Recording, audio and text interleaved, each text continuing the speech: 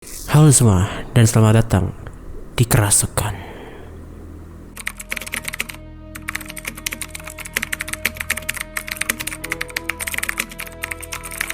Jadi nih ya, di episode pertama Kerasukan pada kali ini, gue memperkenalkan kalau channel ini akan membahas banyak cerita horor, hal-hal mistis, fakta-fakta yang mengerikan, dan juga hal-hal di luar nalar. Dan untuk kalian suka dengan konten-konten seperti itu, kalian bisa langsung klik aja tombol subscribe dan nyalakan lonceng notifikasinya. So, langsung aja nih ya, kita masuk ke cerita pertama. Jadi, kisah pertama kali ini, gue menceritakan kepada kalian tentang sebuah kisah yang diceritakan kepada gue dari seorang yang gak bisa gue sebutin nama aslinya. Kita panggil aja sebagai Iwan. Iwan ini adalah seorang yang bekerja di bidang survei, mapping gitulah istilahnya. Si Iwan ini baru masuk kerjanya ini, baru memulai tahap bekerjanya itu di tahun 2017. Pada waktu itu dia ini mengerjakan sebuah proyek. Jadi intinya si Iwan ini harus memapping atau memetakan sebuah tempat atau sebuah kota gitu secara sistematis atau menyeluruh. Jadi tantangan si Iwannya adalah tidak boleh satupun dari target ukur dia itu terlewatkan. Hingga akhirnya keluarlah cerita ini. Cerita di mana Iwan itu mengalami hal mistis saat melakukan tugasnya sebagai petugas ukur. Jadi pada waktu itu si Iwannya ditempatkan di sebuah lokasi yang mayoritas orang-orangnya itu adalah petani kopi. Ya untuk detail lokasinya gue gak usah sebutin juga ya. Yang penting kalian cukup tahu aja kalau si Iwan ini itu tempatnya di sebuah kota yang banyak petani kopinya. Pada waktu itu si Iwan dia punya janji nih sama seorang RT atau Pak RT yang menjadi jatahnya si Iwan untuk melakukan pengukuran. Dimulailah si Iwan ini mulai ngukur pada waktu itu jam 7 pagi dan biasanya selesai jam setengah 5 sore. Akan tetapi pada hari itu sekitar jam setengah 5 sore nih saat si Iwan udah siap-siap pulang, dia ini ditemui oleh seorang bapak yang kita panggil aja namanya sebagai Pak Burhan. Pak Burhan ini minta tolong nih sama si Iwan untuk tolong dong mas, kebun saya diukur juga. Ya Iwan yang waktu itu udah berpikir udah capek nih, udah sore. Dia pun ngomong dong ke Pak RT, gimana Pak kira-kira baiknya, apakah kita ukur atau udah aja sampai hari ini? Pak RT pun emang ngerasa udah capek. Dia pun bilang nih ke warganya, ke Pak Burhan itu kalau besok aja dah, sekarang kami udah mau pulang nih. Tapi Pak Burhan pun bilang kalau misalkan besok dia itu nggak di sini, dia nggak di desa ini, nggak di kota ini, jadi dia bisanya cuman hari ini aja, sore ini aja. Ya karena setelah panjang lebar diskusi, akhirnya mau nggak mau nih ya, si Iwan dan Pak RT pun berangkat ke kebun bapak ini. Lokasi kebunnya itu sebenarnya cukup jauh dari pedesaan ya, cukup jauh dari pemukiman. Mungkin jaraknya ini sekitar 3-4 kilo dari pedesaan ya. Tapi karena emang udah tuntutan pekerjaan ya, mau nggak mau si Iwan lakoni walaupun dia udah rasa capek juga. Toh tanggung jawab dia. Langsung lah nih si Pak RT, Pak Burhan dan Iwan ini langsung berangkat ke kebunnya Pak Burhan. Mereka menggunakan motor yang dimodifikasi. Jadi motornya ini adalah motor yang emang dikhususkan buat ke kebun gitu ya, bukan motor standar. Karena kalau motor standar ya nggak bakal bisa menembus lebatnya semak belukar, apalagi nanjak gitu. Singkat cerita nih ya, saat mereka tiba di kebunnya Pak Burhan, itu langit sudah mulai gelap. Kurang lebih perjalanan mereka hampir setengah jam. Di situ Iwan pun melihat nih ya medan yang sekiranya akan dia ukur. Dan dia amat terkejut kalau kebunnya Pak Burhan ini itu full semak belukar. Semak belukarnya bukan semak belukar yang pendek ya, tapi semak belukar yang bahkan udah setinggi tubuh dia. Jadi kalau misalkan dia masuk semak belukar itu nggak kelihatan dari luar. Singkat cerita, Pak Burhan pun langsung menunjukkan titik pertama dari kebunnya. Jadi kan istilahnya kalau kebun itu bentuknya persegi ya, persegi seperti ini. Nah, Pak Burhan itu langsung menunjukkan ke titik awalnya. Dan Iwan pun melakukan waypoint atau istilahnya mengambil titik pertama di kebunnya Pak Burhan. Lalu setelah ngambil titik pertama ya, mereka pun berjalan menuju titik kedua. Tapi saat pertengahan mau ke titik kedua ini, apesnya Pak Burhani lupa sama arah ke titik kedua ini. Karena kan emang kebunnya ini kan belukar ya, jadi dia harus bener-bener cari gitu di mana jalan menuju ke titik kedua, walaupun patoknya itu sudah ditandain sama dia. Cuman dia nih jalan ke arah patok itu lupa apakah agak nyerong ke kiri atau nyerong ke kanan, karena itu nggak ada pembatas. Bahkan kebun sebelahnya Pak Burhan itu pun, atau tanah sebelahnya Pak Burhan itu pun, itu sama-sama belukar. Jadilah nih Pak Burhan harus merintis pelan-pelan, istilahnya membuka jalan, membabati belukarnya untuk mencari titiknya. Jadi Pak RT dan Pak Burhan pun mulai gitu kan, kayak membabati sedikit demi sedikit agar mereka setidaknya bisa lewat. Terciptalah jalan setapak gitu. Pas di pertengahan jalan ya, saat Pak Burhan lupa, dia ini memutuskan buat, yaudah mas, saya coba berangkat cari patoknya dulu ya. Sampean kan capek, tunggu aja di sini. Pak Burhan pun berangkat. Tapi baru sekitar beberapa langkah aja, Pak Burhan balik lagi dan bilang kalau, Pak RT, temani saya Pak, saya takut, kata Pak Burhan, karena pada waktu langit emang udah gelap ya. Si Iwan pun protes dong, loh Pak, kok Pak RT dibawa-bawa juga? Saya sama siapa di sini? Kata si Iwan pada waktu itu. Ya gimana ya, si Iwan pun takut, Pak Burhan takut. Jadi kalau misalkan mereka ditinggal sendirian itu ya gua rasa ngibrit kali dah. Akhirnya setelah itu karena runding-rundingan akhirnya oke lah, Pak RT diajak sama Pak Burhan buat mencari titik. Sedangkan si Iwan ini nunggu di situ sambil ya ngapain kayak suka-suka dia, asal jangan berbuat yang nakal-nakal aja. Karena pada waktu kan posisinya si Iwan ini ada di tengah-tengah semak belukar ya. Dia ini cuman kayak memperhatiin alatnya aja. Dia coba setting-setting alatnya. Sekali dia buka HP ya, walaupun HP-nya pun pada waktu baterainya tinggal 5%. Apa sih emang si Iwan nih? Saat proses menunggu nih ya, si Iwan nih udah mulai ngerasa-rasa gak enak nih. Karena langit udah gelap. Karena nih ya, saat dia melihat jam di HP dia, itu udah menunjukkan pukul 6 sore. Buset dah, dia sejam ngapain aja tuh dari tadi. Akhirnya dia pun udah ngerasa gak enak kan, udah panik. Apalagi ini posisi di tengah-tengah belukar, dia takut. Akhirnya dia coba dong membuang bosannya gitu. Dia ngapain, kayak dia main-mainin ranting, dia ya sekali buka HP dia. Tapi saat si Iwan di tengah gabut sendirian seperti itu, dia nih justru mendengar sesuatu. Dia mendengar seperti langkah kaki yang menginjak daun kering. Adalah kalian pasti tahu lah ya gambarannya gimana kaki yang menginjak daun kering, kayak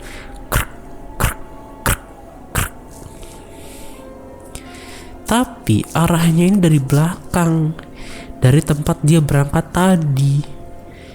Si Iwan sempat mikir dong, apa itu Pak RT ya? Apa itu Pak Burhan? Tapi masa udah cepet banget, padahal baru aja mereka berangkat. Masa mereka udah keliling? Dengan ya naluri pun si Iwan ini langsung coba manggil kan gitu, Pak RT, Pak Burhan. Dengan suara yang dia tahan, dia gak bisa lepas suaranya karena takutnya nanti malah mengundang hal lain gitu. Maksudnya hal lain di sini yang sebenarnya dia takuti itu adalah hewan buas. Karena kan ini entah berantah di mana. Katanya juga masih banyak babi, masih banyak macan kumbang, macan tutul, atau hal hewan-hewan liar lainnya gitu. Bahkan katanya ada beruang di sana.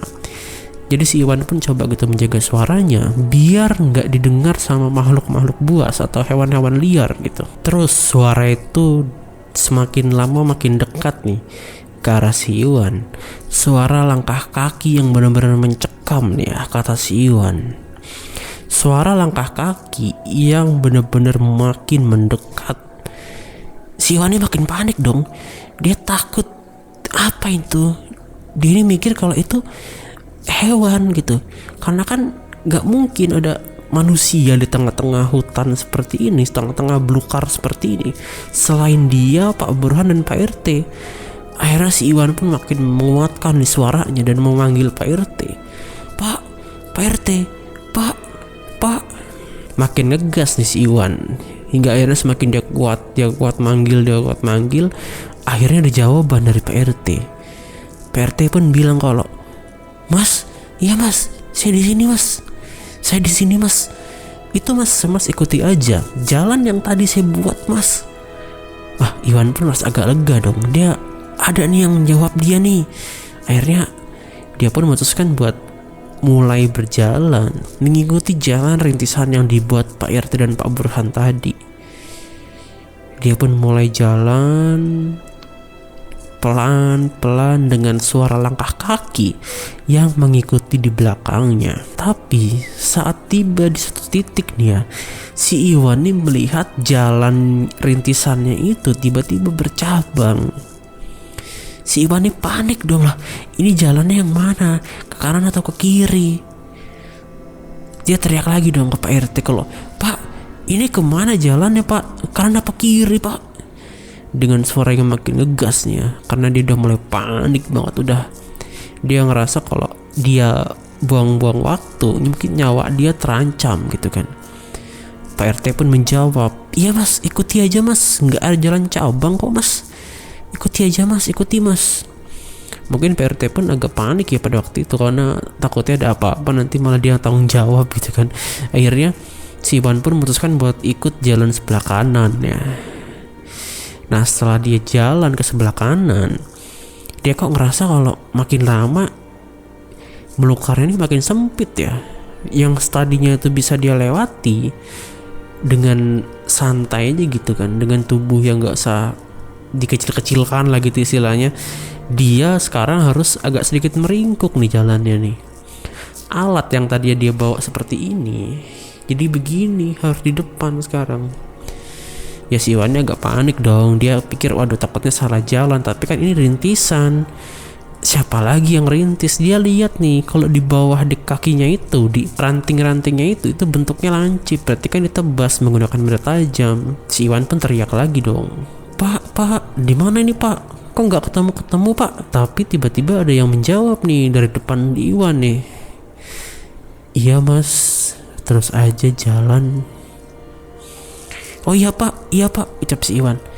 Dia jalan terus, aneh, makin lama makin menunduk tuh, dia jalannya makin nunduk, makin sempit, hingga akhirnya dia ngerasa kalau kaki dia itu ketusuk sama satu batang ranting gitu, kerasa tembus nih di sepatu botnya dia. Ya akhirnya dia pun terduduk dan dia takut kaki dia luka, karena kan gak luka di tengah-tengah antah berantah begini bener-bener susah banget lah gitu. Gimana pertamanya harus apa kalau begitu? Si Iwan ini duduk, dia buka sepatunya dan untung gak luka, tapi sepatunya sempat jebol nih. Dia duduk sambil memperhatikan kakinya, sambil dia coba senter ini. Pada waktu itu di HP dia nggak ada flashnya, cuman dia pakai layar aja gitu, diarah-arahin kan. Kok semak belukarnya makin lama makin aneh bentuknya. Jalan rintisan yang tadi dia lihat itu kok udah nggak ada sekarang lah. Terus saat dia lagi sinar-sinarin layar gitu ya, lagi ngarahin layar ke depan, tiba-tiba dari punggung dia itu ditepok. Lah mas, kok di sini mas? Saat ditoleh itu Pak RT di belakangnya. Loh pak, kok bapak di sini pak? Jadi mereka saling tanya-tanya nih. Loh bukannya tadi Pak RT itu di depan mana mas? Mas kan lihat di sini semak belukar, nggak ada jalan, nggak ada apa. Si Iwan pun langsung sadar nih kalau iya bener, sekarang dia nih ada di tengah-tengah semak belukar. Kemana jalan yang tadi dia lihat itu dirintis gitu, yang hasil tebasan-tebasan benda tajam itu kok nggak ada. Sekarang Pak RT dan Iwan itu ada di tengah-tengah semak belukar. Akhirnya Pak RT pun narik Iwan gitu ya, dan langsung dibawa ke jalan rintisan yang sebenarnya gitu. Ternyata jalan itu yang kiri bukan yang kanan. Akhirnya mereka pun bertemu lagi lah sama Pak Burhan dan langsung ngambil titik untuk titik yang kedua. Nah untuk arah ke titik yang ketiga nih, ini jalannya agak enak nih, berempat sandangan kebun kopi. Jadi kan mereka nggak harus ngerintis, jalannya pun kelihatan gitu. Setelah ngambil titik kedua nih, mereka jalan dong. Jadi posisinya itu titik kedua ke titik ketiga itu agak menurun jalannya, agak menurun. Mereka pun berjalan, posisinya Pak Burhan dan Pak RT itu di depannya si Iwan. Tapi makin lama kok Pak RT sama Pak Burhannya makin cepat jalannya. Akhirnya si Iwan yang udah lelah gitu ya, udah lelah, udah capek dari pagi, dia ini nggak bisa ngimbangin jalannya Pak Burhan dan Pak RT. Hingga akhirnya mungkin jarak si Iwan ini sama Pak RT Pak Burhan ini ya ada sekitar 100 meter lah gitu. 100 meter lah kira-kira jarak si Iwan sama Pak RT ini. Ya si Iwan pun waktu itu ya santai aja lah, karena udah biasa dia jalan sendiri gitu di tengah-tengah kebun gitu kan. Nah sambil berjalan si Iwan nih ngeliat ke kanan, karena di kanan dia ini itu kebun kopi kan. Dia liatin, kok aneh kata dia. Setahu dia nih ya, yang dia pelajari selama di situ, selama di kota itu, kalau kebun kopi itu tuh kebun kopi itu tangkainya nggak bisa panjang, tangkainya nggak boleh panjang, harus selalu diurus, harus selalu dipotongin agar buahnya bagus. Tapi kok kebun kopi yang dia lihat yang sebelah kanan dia ini ya, itu kok kayak nggak keurus ya. Tangkainya panjang-panjang, daunnya rimbun banget, tinggi-tinggi banget. Ada kayak tanaman rambat di setiap dahan dari kopi itu. Sambil dia liatin pohon kopi itu, dia nih ngeliat kok di tengah-tengah kebun itu, di antara pohon kopi itu ada orang. Orangnya ini berdiri, pakai caping, pakai celana pendek, pakai kaos putih, khas banget kayak petani. Si Iwan ini langsung ya dia liatin aja gitu orang itu kan, biasa aja lah kata dia, mungkin itu emang petani yang belum pulang. Tapi aneh juga nih ya, sekarang nih jam 6 hampir setengah 7, kok masih ada aja orang yang berani di sini. Karena waktu itu kan memang keadaannya gelap ya, gelap, dan dia pun nggak bisa lihat dengan jelas si muka dari orang itu, dia nggak bisa lihat dengan jelas. Dia mungkin cuman bisa dikatakan ngelihat siluetnya aja, tapi ya warna baju dan topi, celana itu kelihatan lah gitu ya. Sambil lihat, dia sambil berjalan, tiba-tiba Pak RT yang di bawah itu, yang udah duluan itu panggil, "Mas, ayo cepat mas, udah malam mas." Si Iwan pun yang dari tadi ngeliatin begini, itu langsung lihat ke bawah. "Oh iya pak, iya pak." Langsung dia percepat nih jalannya si Iwan nih ke bawah kan. Sambil jalan tuh dia lihat lagi kan, kanan lagi. Bapak tadi udah nggak ada lagi. Bapak yang pakai caping tadi, atau orang yang pakai caping tadi, itu udah nggak ada lagi. Si Iwan pun kaget kan, "Loh, kok bapak tadi kemana? Itu kan petani, masa iya dia pulangnya cepet banget?" Dia sampai coba cari-cari, dia telusuri tuh kebun-kebun tuh, dia liatin semua. Dia liatin, kok nggak ada orang tadi, nggak ada lagi. Dia coba iseng lihat ke belakang, ternyata bapak pakai caping itu lagi berdiri di patok kedua, tempat tadi dia ngambil patok. Di atasnya si Iwan lah istilahnya, kayak jalan turunan. Si Iwan udah di pertengahan jalan menuju ke titik ketiga. Si bapak bercaping itu ada di titik kedua, masih di atas. Si Iwan ini kaget tuh, lah kok di situ cepet banget pindahnya. Akhirnya si Iwan ini panik dan dia langsung setengah berlari dia menuju ke Pak RT. Akhirnya mereka berkumpul lagi bertiga dan ya jalan ke patok keempat. Jadi kan patok pertama, patok kedua, patok ketiga, udah gitu ya. Terus setelah sampai di patok ketiga ini mereka jalan lagi ke patok keempat ya. Semuanya udah lancar aja lah gitu. Mereka jalan juga beriringan sekarang, nggak duluan lagi, nggak tinggal sendiri lagi. Hingga setelah itu mereka langsung berkumpul lagi di tempat parkir motor titik pertama, dan mereka pulang. Nah di tengah perjalanan pulang ini, si Pak RT ini ngajakin Iwan buat mampir lo nih ke rumahnya, ngopi-ngopi dulu. Ya khasnya kan ngopi lah di sana ya, ngopi-ngopi dulu. Ya si Iwan pun oke, setuju, sip, emang butuh dia kopi. Padahal waktu itu udah sekitar jam 7:30 malam. Pasti disikat nih si Iwan sama bosnya kalau dia pulang terlalu malam. Tapi ya karena diajak Pak RT ya oke aja lah katanya, mungkin pada waktu itu mikirnya ya. Singkat cerita si Iwan pun nyampe di rumah Pak RT. Dan si Iwan pun mau nanya nih sama Pak RT tentang bapak bercaping dan aneh, kejanggalan aneh di kebun itu. Tapi saat si Iwan ini baru mau nanya, si Pak RT bilang, udah mas, jangan dijawab sekarang, jangan ditanyain sekarang mas, besok aja mas, saya tahu kok, udah, besok aja ya. Si Pak RT ini kayak yang kaget, kayak yang panik gitu. Dia kayak nggak mau ngebahas, dia kayak nggak mau menyinggung dulu nih masalah yang ada di kebun itu. Nggak, akhirnya pun mereka ngopi, mereka ngerokok, santai dulu sebentar, pulang nganterin si Iwan ke base campnya. Ya disemprot, tapi karena Pak RT ngejelasin, akhirnya oke lah, nggak jadi masalah. Besoknya nih ya, si Iwan ini masih ada nih job lagi sama si Pak RT ini. Jadi belum keseluruhan wilayah RT-nya Pak RT ini yang diukur. Jadi masih nih ketemu besok sama Pak RT-nya. Pagi-pagi ya ritualnya sebelum ngukur ya ngopi dulu gitu kan ke rumah Pak RT. Saat ngopi itu Pak RT ini udah kayak mulai mempersiapkan diri lah gitu ya, udah pakai sepatu, tapi ngeliat si Iwan datang ke rumahnya, dia siapin kopi dulu lah gitu kan. Ngopi, mereka ngobrol, makan pisang goreng pada waktu itu. Si Iwan ini mulai dong buka topik pembahasan tentang apa sih yang terjadi sebenarnya di kebun itu, hingga dia nih ngelihat hal-hal seperti itu, suara-suara langkah, dan ya pokoknya hal yang nggak mengenakan lah di situ. Dan Pak RT pun menceritakan kejadian yang sebenarnya.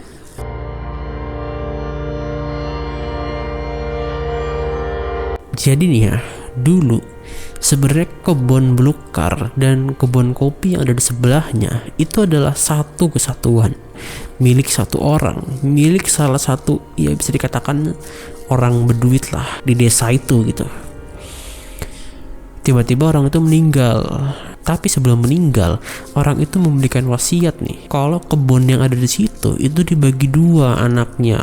Jadi pembagiannya harus rata gitu antara kakak dan adik. Tapi si kakak itu nggak terima, karena kan dia merasa dia lebih tua ya. Dia nggak terima kalau kebun itu dibagi rata.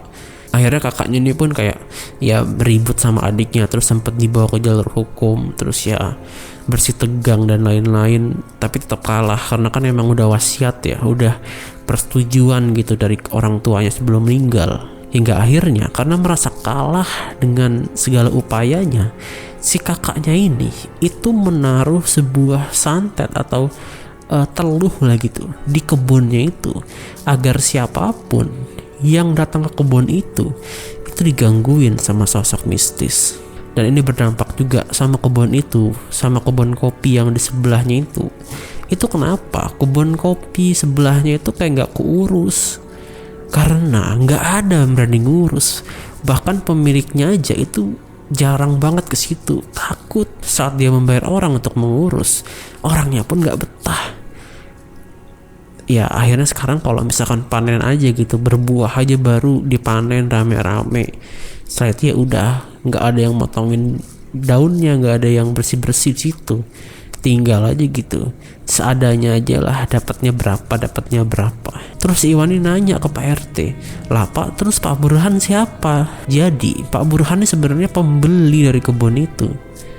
Jadi si kakaknya itu karena merasa kecewa lah ya, akhirnya kebunnya yang dibagi itu setelah dikasih itu, karena nggak terurus juga, nggak dikerjakan apa-apa sama dia, ada yang nawar Pak Burhan ini. Pak Burhan pun beli, tapi Pak Burhan emang udah tahu ya rumor-rumor tentang kebun itu. Dan sebenarnya kemarin saat diukur itu, Pak Burhan ini punya niat juga buat mencari sesuatu yang dikubur di kebun itu. Tapi karena udah kemalaman dan semuanya udah buyar juga lah gitu ya, gak jadi. Hingga akhirnya ya kebun itu biarlah begitu sampai nanti ketemu titik solusinya, gimana caranya mengeluarkan santet atau teluh yang ada di kebun itu. So untuk cerita kali ini segitu dulu. Untuk kalian yang suka dengan ceritanya, kalian bisa langsung aja klik tombol subscribe yang ada di bawah, dan like juga ya, jangan lupa. Juga komen-komen nih, kalian mau kirim-kirim cerita juga boleh lah, silahkan, nanti gue akan ceritakan balik dan akan gue rahasiakan identitas kalian. So thanks yang udah nonton video ini, dan semoga kalian semua selalu sehat, semoga kalian semua selalu dilindungi dari semua mara bahaya, and see you the next video. Bye bye.